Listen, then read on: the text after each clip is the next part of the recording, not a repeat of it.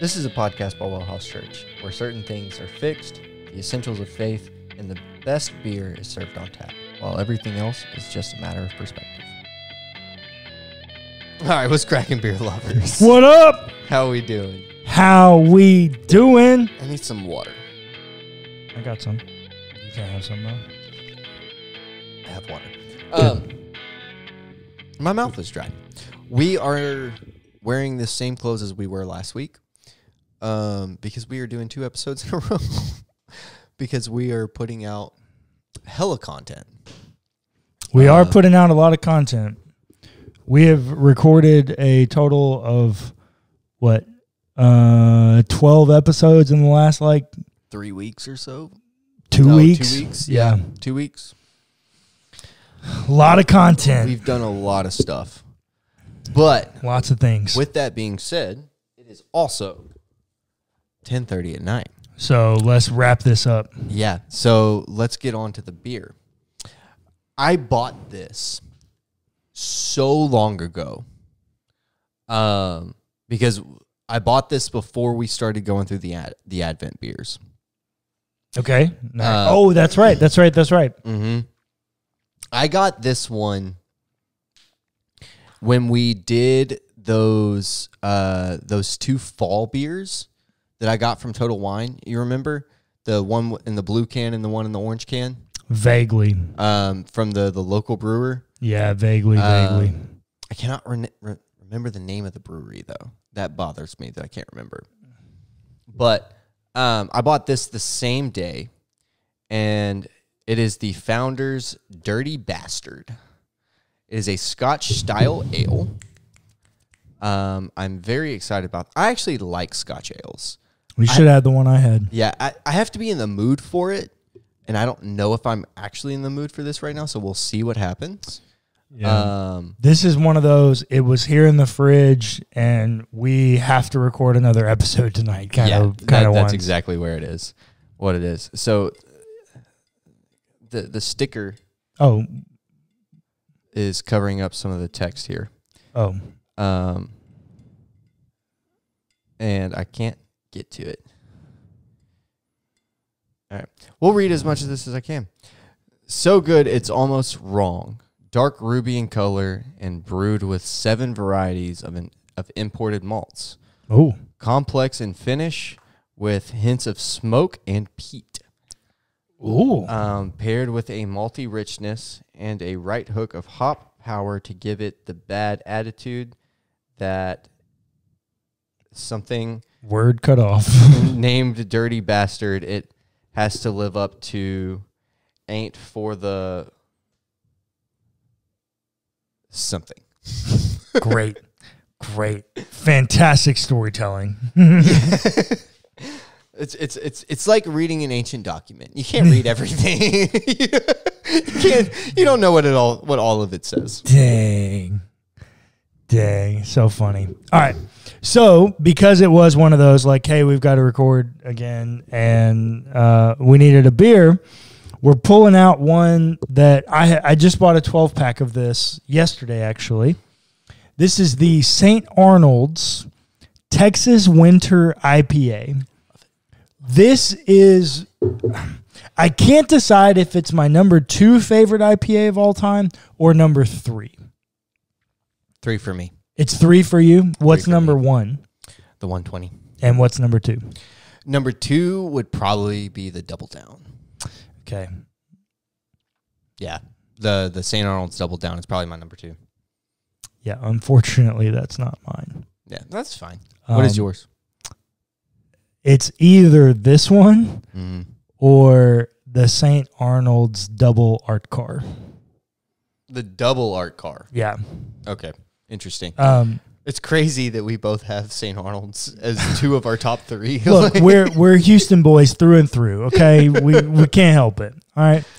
So this is what St. Arnold says about the Texas Winter IPA. It's available from December to February. It's a seasonal release that's not around all the time, hence the name. It's an American IPA brewed with Texas grapefruit. This beer features tropical and citrus notes from Galaxy, Columbus, Simcoe, and Cascade hops. A mild caramel sweetness, and the malt body provides balance, but lets the hops shine. And it's 7.1% ABV. It has, for its barley, it has 2-row, Cara 45, Cara foam. For hops, Columbus, Cascade, Simcoe, and Dry Hop of Galaxy. And it's got an English yeast. Yeah. The English yeast is what I think sets that apart. And the blend of hops that they use. I also think it's the grapefruit. Oh, well, for sure. But that's actually not an uncommon adjunct in IPAs. No, but it is for a winter IPA. But there's not very many people doing a winter IPA. Right? St. Arnold's is the only one that I know of that does a, quote, winter IPA.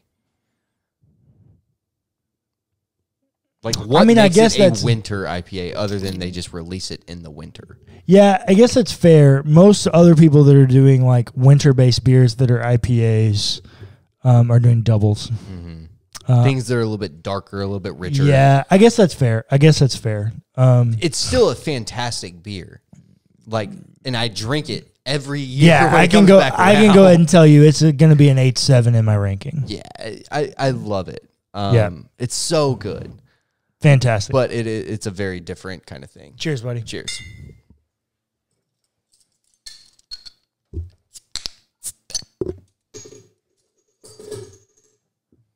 Hey, what's your cap say? Oh, I got a good one. Drink me. I like it.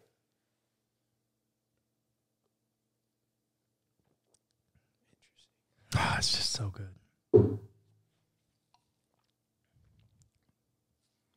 Oh, my God. Oh, buddy. That sounded orgasmic, Clayton. That is freaking delicious. I love this so much. It sounded good. In the description, it sounded good. Okay. Oddly enough, think about the I love you this much from St. Arnold's. Yeah? Very reminiscent. Ooh. And this is from Founders? This is from Founders. Is this a seasonal release or can you get it year round? I don't actually know. Yeah, look that up because what happens? What's it called? The Dirty Bastard. So what happens is it opens up on this almost kind of candy like note. Yeah, that it's too sweet, man. But as like a sort of dessert type beer, it's delicious. It's available year round. It's available year round. That's awesome. It also has 270 calories, in case you were curious. So it opens up on this. I didn't need to know that. It opens up on this like candy note, and it kind of develops into this like chocolate, and then this kind of dark fruit thing kind of behind that. Yo, I might be like 8.8, like 8.85, like kind of range. I love this. Yo, really? I really love this. Okay. It was only $2 too. That's not bad. It's 50 IBUs too. Which okay. Yeah. I really like this a lot. Nice. That's delicious. Yeah. That's fantastic. It's been a while since I've had a beer on this podcast that I thought was that good. Wow. All right. Well, let's do some theology with these great beers. Let's do it. We continue into chapter 2 of Engaging Theology and doing theological method for this one. And now we venture into a conversation. So last week we talked about sources of theology. This week we're going to talk about speaking theology, speaking about God, the language that we use around God. And what Randy and Ben propose is, well, I guess they actually get this from Thomas Aquinas, but Thomas proposes that there are three approaches to the way that you can talk and communicate about God. Approach number one is that you have the exact same meaning for each reality, or the univocal. Yeah. I might say, this is what they say in the book, I might say that my dog has a bark and that your dog has a bark. I've described two different dogs using the word bark, but the word bark means exactly the same thing in each claim. So in this, a univocal approach, this would mean that when I say love, when I say I love you, my brother, and God loves me, I'm saying the exact same thing about the use of the word love. That's univocal. Second one is that there are completely different meanings for each reality. This is the equivocal. I can also claim that my dog has a bark and that the tree outside my window has bark. Again, I've used the word bark to describe two different environments or realities, but notice here the word carries a completely different meaning. In the same way, I could say, I love you, but when I say God loves me, I mean something radically different about the way I'm using that word. Your third and final option for Thomas is the analogical approach. Thomas believed that creation bears a genuine resemblance to God, even if it's incomplete and imperfect. When we speak of God in this fashion, we recognize that an analog, such as the wisdom of my Father, is both like and unlike God's wisdom. Yep. Now, of those,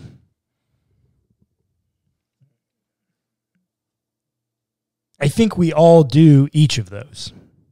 Yes. For instance, I catch myself all the time as a storyteller using the word power as a play, where I'm actually using it in an equivocal way. That when I say power, I'm actually referring to Jesus' lack of power in a way. You could say that's metaphor, but it's very much so equivocal. We also use them where they mean the exact same thing, the univocal. Right. We use this all the time. For those that say God is everywhere. God is ever present. Like that means what it means. Right. If there were someone that was omnipresent, it's God. And I would say that truth about anyone that was omnipresent. I think the main way in which we talk about God is the analogous one. That we're very much so aware that the ways in which we are communicating about God somehow reflect an element of truth about the nature of God, and yet it's minuscule in comparison. Yeah, the way that do they talk about this here? I don't think so. In the audio lectures of this book, they kind of talked about this as like, actually, I'm not going to go there because I think it does come back up later. So never mind. Go ahead. So, what they say as they go through this, and right after these three different ways that we can communicate about God, these different approaches, they say, it's important to affirm that our language about God genuinely and truly means something, but our speech about God does not capture everything about God or his wisdom. I'm constantly aware that our great and infinite God is wiser than I can comprehend. The middle way of analogy means we can speak meaningfully, but not exhaustively. Analogical language recognizes similarities and dissimilarities. My most cautious language still has an asterisk that reminds me God is like my Father in a profoundly greater way than I can even say. Now, let's talk about this, and maybe we're going to talk more about it later in, I think, the metaphor category. But they don't actually bring this element up, which I would like to bring up. And once again, this is very postmodern of me, but I'm giving over to postmodernity. Our language is embedded in metaphor theory. Yep. All of language is embedded in metaphor. So, Clayton, if I say to you, don't touch that, it's hot. In your head, you have a metaphor, whether or not you realize it or even think about it. You have a metaphor, something that happened to you as a child, in which you made up that something was hot. And whether you touched a fire outside or... I have a scar from it, yeah. Oh, okay. So, that's metaphor theory. Yep. All of language is embedded in metaphor. This is both great and terrible, somehow all at the same time. This is why we need a little bit of ambiguity, that when we communicate about God, we're communicating something and yet also not communicating something. Right. Because when I say that God is a father, yes, there are lots of people in this world that actually is not helpful for them. Yeah. They don't have a dad, or if they did have one, he wasn't great. Yeah. It's actually not a helpful imagery or metaphor for them to make up that God is a father. Mm-hmm. And if you say a good father, odds are they may not believe that exists, depending on the level of their trauma. Right. And that can be true with anything. For my own thing, I'm pretty open that I frequently call God Mother in my own personal prayer times. And even now, posting on Instagram, I try to word things in a way that I can use the pronoun he or she, and I do S/HE in reference to God. But even that, there are people who don't have a mom. Right. And their maternal metaphor is not great. So there's people that don't grow up with parents at all. Right, like, orphans, yeah. That don't have that kind of construct. And so what's their metaphor? Absentee. Yeah. All of language is embedded in metaphor. And so speaking about God almost seems impossible. To actually say anything that's 100 and 1,000% true, because it's not going to be true to everyone, because what the heart of what I'm trying to communicate is not going to come across to the hearer the exact same way, because my metaphor is different than their metaphor. What we say all the time is that metaphors break down at some level. No, metaphors always break down. Always break down at some level. Yeah. Right, but how is what I said different than what you said? Metaphors break down at some level versus metaphors always break down. Yeah, I guess it's the same thing. It's just that when you have always, it's the definitive factor that every metaphor breaks down, not that metaphor breaking down is a possibility. Rather, it does always break down. Yeah. Yes. Metaphors are not meant to be able to be broken down to the most minute level.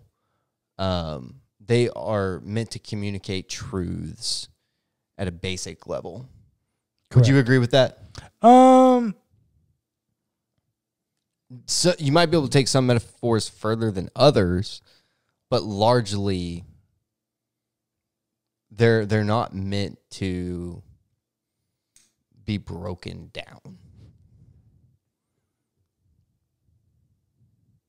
They're communicating a certain thing. Yeah, I think I'd agree with that. My question is not whether or not... The thing I'm debating in my head is not whether or not metaphors are meant to be broken down. I definitely do not think that metaphors are meant to be broken down. Right. But I do think metaphors are the primary way in which we communicate truths, which means all of truth gets broken down because every metaphor breaks down at some level. Mm-hmm. Do you get what I'm saying? I think I see what you're saying. Because at some level, what I'm trying to communicate as truth is going to break down dependent upon the metaphor of the hearer. Which means if I'm communicating to you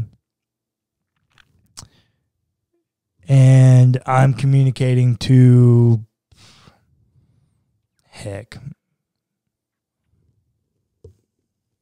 Oliver Twist. Okay. And I say, hey, God's like a father. You two have just made up very different truths. Right. About that statement. Yeah. Of which one is broken. Right. Now, which one of you has broken it is yet to be determined because you've not said anything. One of them is broken. One of them is broken because of your experience in the metaphorical way in which you interpret the word father. Right. Agreed. And so in the same way, when we approach these conversations about God and the things that we can and choose to say about God, at some level, we have to understand that we are somehow communicating a truth and yet also not communicating a truth. Because we don't have a realm of which we can achieve to talk exclusively on the level of which is God. Yeah. This is Augustine's, like, we use this all the time. I use it as like the kind of thing that I use to catch people. But is God, we say God's all powerful. Is God so powerful that he can make a rock so big that he can't pick it up? Yeah. This conversation that we're having right now is actually the literal way that was meant to be used. What Augustine is saying is that the things that we actually say about God, we actually can't say them because we don't know. We don't have a construct of which something is truly all-powerful. Right. We say all-powerful, and we think of strength, we think of, sovereignty, we think of these things, but we don't actually have a way to communicate that because truly all-powerful would produce, in our construct, would produce the dilemma that Augustine has put forward, that if God is all-powerful, then he is somehow capable of making a rock so big that he cannot pick it up. Right. That is the entire conversation around analogy and metaphor and the way that we communicate and speak about God. We have to understand that somehow we are communicating both infinitely and finitely. That we are somehow living in this tension, that we are saying things that are true about God, but only true in a limited capacity because of our finite understanding of God. You look so lost. So, let me try to recap, and you can tell me if I'm on the right track or not. Okay. This is why I'm here, guys. Yeah, Clayton is literally here to ask the questions that you might ask. So what you're trying to say is that Augustine trying to communicate, or when he says or asks the question, is there a rock so big? Can God make a rock so big that he can't pick it up? Right. Is a way of communicating the finite piece of human language. That's what Augustine is using that analogy for. Yep. Right. That's what you're trying to say. Yes. That the way that we understand God is very limited. It's impossible to truly understand him because we don't live on the same plane that he has. Because we are finite. It's a line trying to understand a cube. Correct. Okay. Capiche? Capiche. Okay. So moving on. What Ben and Randy actually ended up talking about is analogy and metaphor. And really, the conversation they end up having is one about story. I'm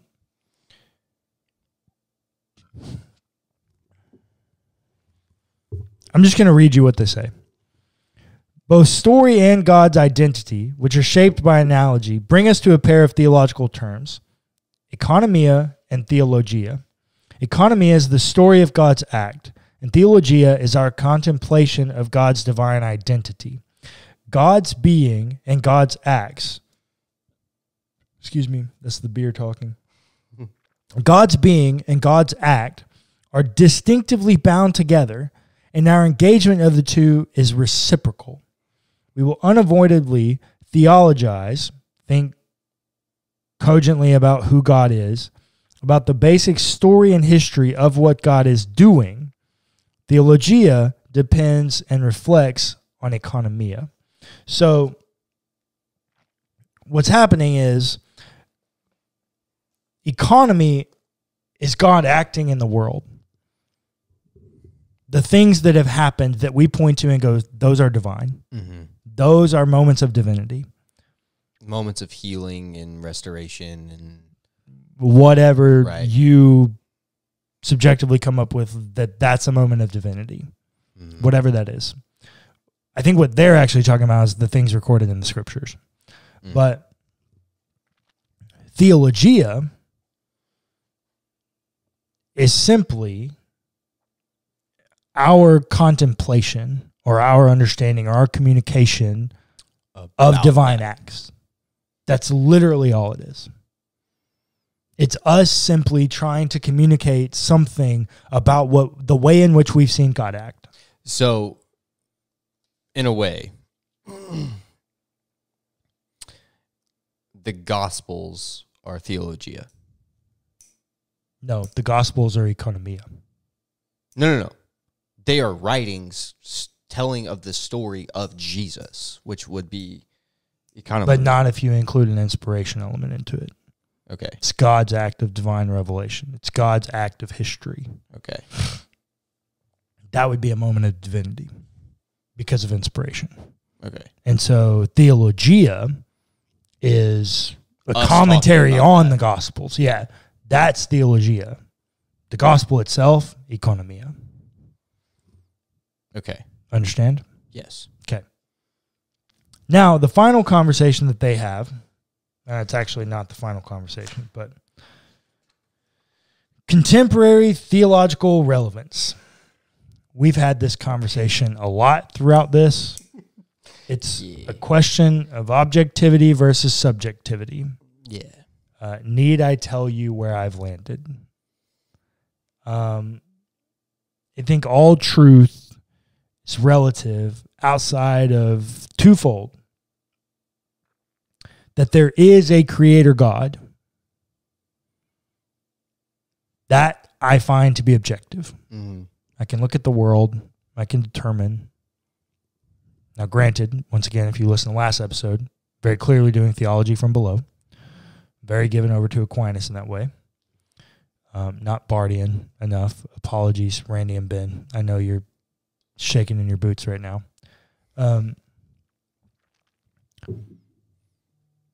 I can determine that there's a creator God that exists objectively. And I can also, I believe, objectively determine that God revealed himself in the person of Jesus. Yeah. Outside of that, all truth is subjective. Yeah. Though I believe that those are the only two objective truths that exist in the world. Yeah. Minus like math or science. So then you're cool with like affirming Zeno? I don't know what that is. He's a pre-Socratic that said that movement is impossible because the distance between me and that camera is endless because you can always take halves of halves. That's not true because eventually a half of a half is going to yield to getting But then you take a half of that, and then you take a half of that, then you take a half of that, then you take a half of that. So you're saying... Therefore, unto infinity, therefore movement is impossible because I cannot travel between here and that camera because that distance is infinite. So what? That's the dumbest crap I've ever heard because I can go pick that camera up right now. Can you, though? I can. Are you sure? I'm 1,000% sure that I can get up, go walk, and pick up that camera. Are you sure that's not just in your head? No, I am 1,000% positive. I'm kidding. It's a joke. It's a joke. But when you said math is an objective truth. Well, like 2 plus 2 will... I had to go there. Yeah, 2 plus 2 will always equal 4. Yes. 2 plus 2 will never equal 5. Right. That makes it objective. Yes. Agreed. E equals MC squared will always yield me the formula to create a bomb. That's objective. But back on the main topic. They say something here that I really liked. Theology should have differences because of human experience. Theology will always be dictated by human experience. Whether, like we talked about last week, whether we want it to or not, whether you believe that it should or not, it will. And you know what? Maybe that's just okay. Well, and the subheading that quote that Clayton just read is under is, can theology change? Yeah. And what I will tell you, and I had this view even when I was still rooted in fundamentalism, I used to rewrite my statement of faith every 6 months. Because my theology would change so much in 6 months. The way that I was understanding, the way that I was thinking, the way that God was revealing himself. My theology could change largely enough in 6 months that I would have to rewrite my statement of faith. My personal one. I haven't done that practice in over a year because I could wake up 6 months one day, write it, and wake up the next day and rewrite it again. Well, that's honestly what I was about to say, is like my theology these days changes like the wind sometimes. It be like that sometimes. Like when you're deconstructing things like at this kind of rate, it be like that things sometimes. change. It be like that. It really honestly depends on what side of the bed you wake up on sometimes. Well, and you know, I said it, I don't remember what, I think I talked about it on Practicing Presence in the Wisdom Stories episode, but like if you would have asked me before, like conversations about the Bible or whatever, like my qualms or conversations around inerrancy, my go-to place would have been Canaanite conquest and how that stands in direct contradiction to Jesus. But now, a year into being separated and fixing to be, by the time this comes out, officially divorced, yeah, no, that's not where my mind goes. My conversation goes around like mass divorce and Nehemiah and Ezra and the ways in which divorce and marriage are inconsistent in the biblical narrative. Yeah. That's where my mind goes. And all of that, 1,000%. Because of experience. So should your theology change? Absolutely. If it doesn't, I might venture to say that you're in an unhealthy place. Well, I'm not going to go that far. But what I would say, and this is me personally, I'm not saying you're wrong. I'm just not comfortable saying that. What I would say is if your theology is not changing, I would question whether or not you're growing. Because I personally believe that as you interact with the divine slowly begins to reveal more and more of her/himself to you. Wouldn't lack of growth mean unhealth? Like if you have a plant that is not growing, it's not producing fruit, it's unhealthy.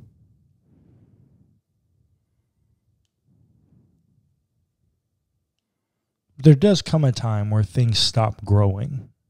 Because it dies. No, think about you. Your body is no longer growing in actual like physical stature. There comes a point where things stop growing. If things grow forever, God comes down and shuts them down, looking at you, Genesis 11 and the Tower of Babel. There must come a point where things stop growing.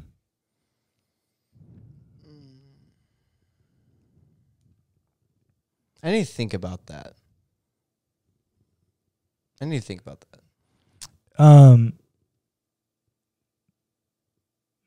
don't know. I just don't like the language of unhealthy. I'm not sure that I disagree with you that growth normally means health. I actually have used that metaphor before and actually tend to like it. Yeah, I think that it's true. I didn't like really getting bit in the ass by it on my own end in this conversation, but yeah, I guess it would be unhealth in a way. This right here, all metaphors break down at some level. At some level, they do, but what I'm trying to say, fundamentally what I'm trying to say, is if you're not growing, what are you doing? Right? Like, whether you want to call it unhealth or not, if you're not growing, what are you doing? And if you're not growing, if you're not questioning your theology, if you're not deconstructing something at some level, you're not growing, so what are you doing?